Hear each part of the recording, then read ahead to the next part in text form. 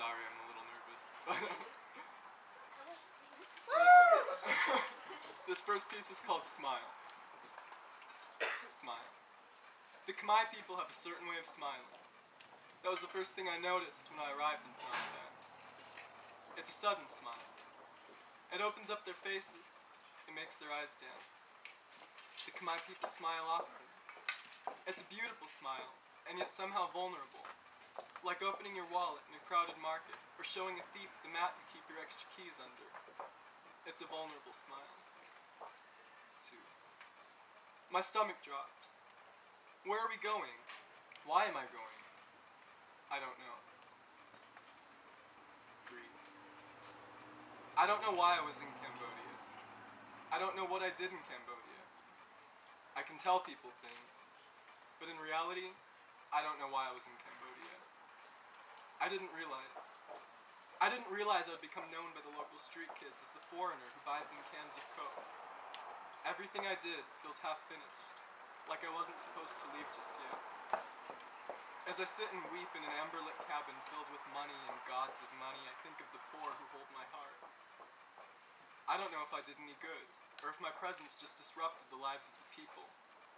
I do know that I've never felt more unworthy than when an 8-year-old boy who has been diagnosed as HIV positive took my hand, whispered "thank you so much" in broken English, and began to cry as I walked away.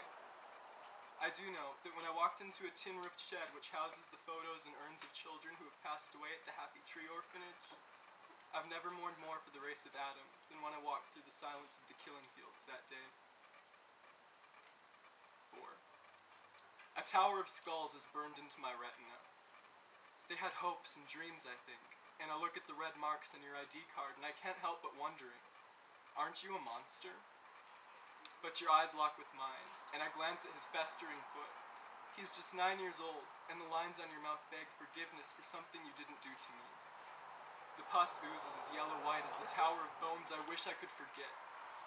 The fevered moaning changes pitch as you pick up your son and give him to me to carry. You look hard as a rock when the doctor tells us the leg will come off tomorrow. But what is tomorrow?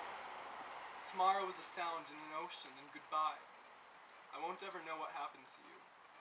But as I leave, passing through these crazy streets and sobbing and thinking of bones and feet and wondering why children must die, your chiseled face teaches me that even stones can cry.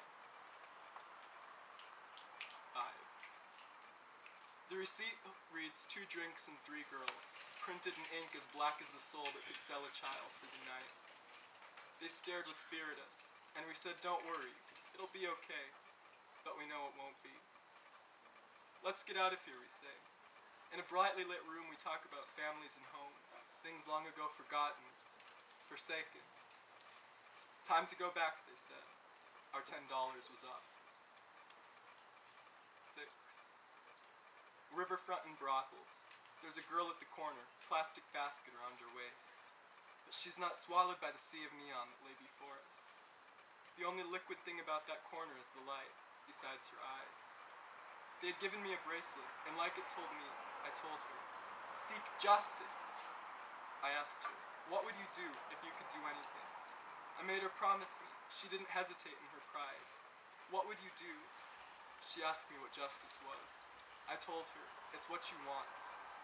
I still remember the light in her eyes. 7. Politics disappeared as tears started to stream.